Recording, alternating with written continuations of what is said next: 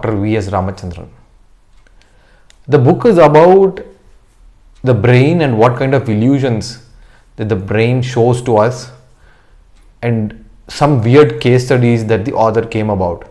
Through these case studies, he helps us to navigate through the functions of the brain and how it works. The authors of this book are Dr. V.S. Ramachandran and Sandra Blaxley. Ramachandran is a renowned Indian American neuroscientist who was known for his invention of this mirror box, which he used to cure a lot of patients with phantom limbs. Now, what is phantom limbs, etc., we will get to understand through the summary of the book. Now, getting into the summary of the book, the author starts the book with a simple question of how science should evolve. Should it always be backed by theory, or does the body of work get built via experiments? The author vouches for the second one, and which is in fact what he uses in handling his patients also, and thereby gets to know a lot more about the functions of the brain in particular. Now, this experimentation approach is very true for a brain in the sense that even though a lot of advancements has happened in the understanding of brain, still a lot of the knowledge around how the brain functions is not known to us. It remains a black box, and hence this experimentation mode is very, very important for us to understand the functions of the brain.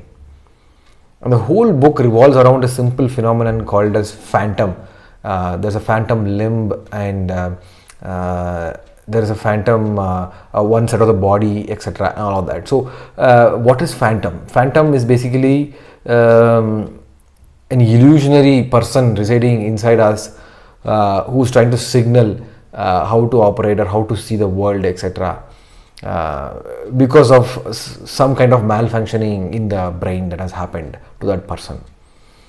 So if you see, the first portion starts off with something called as a phantom limb.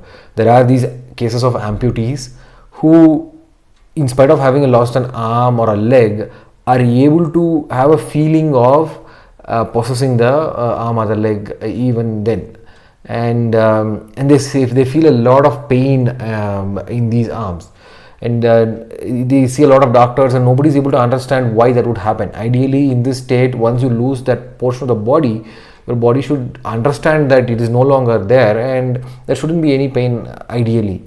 But doctors are not able to understand. They come up with very weird theories as to why this is happening, etc., but it's not very convincing. And even Dr. Ramachandran is also, because he's a neuroscientist, is very, very interested in understanding how this operates, etc. And then he comes across an interesting journal wherein the concept of brain map is being discussed. The authors of the journal have tried to map the various parts of the brain to different parts of our body and how each portion controls the parts of the body. If you see the brain map, you would be able to relate to a lot of things that happens in our day-to-day lives, also in terms of how touching one part of the brain stimulates some other part of the one part of the body stimulates some other part of the body, etc., and all of that. That is because those two parts could be mapped to one another in a very close area in the brain map, and hence all of this is happening. And how is this related to the phantom limb part?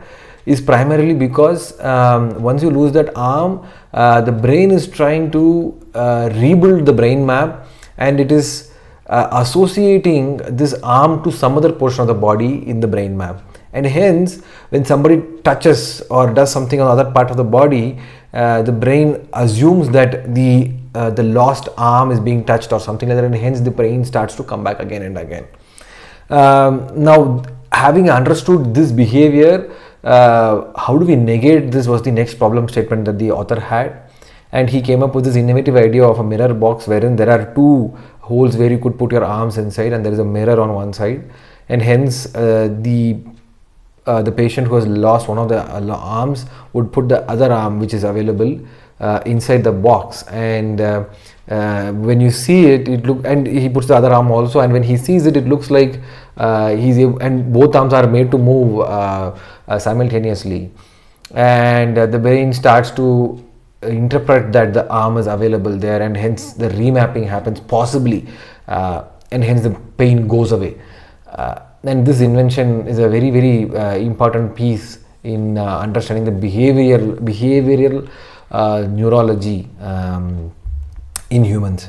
Right now, this is one of the interesting case studies that he talks about, and there are a couple more case studies wherein a person is able to understand color, is able to understand see people, etc. But the patient is not able to understand the concept of shape. She is not able to understand the concept of doing something, right? So is she blind? No, she's not blind, but she's not able to also visually see everything as well, and hence this throws up a question: does having a pair of functional eyes mean that you are not visually impaired? No, that's not the case. Many of us generally tend to assume that your eye helps you in figuring out what you see, right? But actually it's not the case. It's just a pair of lens which is there. It just projects the images in front via the optic nerve and takes it to the brain, and the brain is where the processing happens. So hence, if your brain seems to have some kind of a problem in the visual processing area, you will see all these problems coming up. Now, why this patient had a certain kind of blindness is because that part of the brain which has to do with the how portion of it was affected, she was able to do the what portion of it, and hence these two are different sections in the brain, and hence this kind of a blindness came in. Now there are a couple more cases which he talks about in terms of wherein the two hemispheres are there in the brain. The right hemisphere is affected, which means your left portion of the body is completely ignored, or the left side of the vision is completely ignored, right? So there are very interesting cases wherein the patient is not able to have a field of vision which is having a field of vision which is very narrow, and the left side is completely ignored. The person does not dress himself properly on the left side. There is no makeup on the left side. He doesn't care about things that are kept on the left side of the table, etc. So the interesting thing to note is that the right hemisphere controls your left side and the left hemisphere controls your right side. It's just the opposite for some reason. So such kind of cases are also discussed.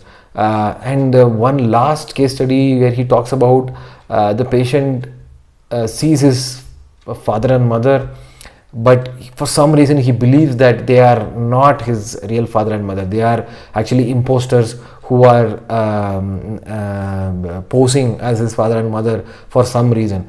And when probed further, he is not able to logically answer why he thinks so, but he is also not able to convince himself as to they are his real father and mothers. And then again, there's a certain reason why this happens, and some portion of the brain is affected for a variety of reasons, right? Now, throughout this book, these are these prime case studies that are there, and there are other case studies also which are being discussed, and how different parts of the brain control the functioning of our human body, and how we take a lot of these things for granted actually. If you read this book, you will get to understand the importance of the processing that happens in the brain. We assume that all the external organs that we see here in our hands or legs or eyes, ears, etc. are the ones who are actually doing the job. They are just like we have studied, they're just senses. All the processing happens within the brain, and even a minor disturbance in the processing area of these organs is going to have a severe impact. And we'll get to understand only when we read case studies in this book, wherein the person is not able to even realize that there's a mirror in front, and the person who's actually holding an object behind him, the patient assumes that they are inside the mirror, and he tries to grab that object inside the mirror. That is a kind of lack of processing that can happen in your brain if it is severely impacted. With that, we come to the end of the summary. What are the key takeaways from this book? The brain continues to be a mystery box for all of us, and we haven't even scratched the surface to understand how it operates. And I actually wonder if we will be able to theorize the function of the brain in a very simple rule, like how we have done, be it the laws of physics or chemistry or biology. Second important key takeaway is the way these neuro patients find it difficult to understand some of the things that we others take for granted begs us to think whether there are other people outside in the universe who are looking at us when we try to grapple around to understand the universe around us, etc. It's just a matter of perspective, I think. The last key takeaway is the brain continues to make new connections every day. The neuroplasticity that has been discussed for long is very, very evident in these cases of phantom limbs where the whole reorchestration of the brain map happened, and hence it becomes very important for us to keep feeding it with newer and better data points, and this re-engineering of the connections in the neuron continues to happen to make us better people. With that, I'll close the review and summary for this week. I'll catch up with you with another interesting book the next week. Thank you.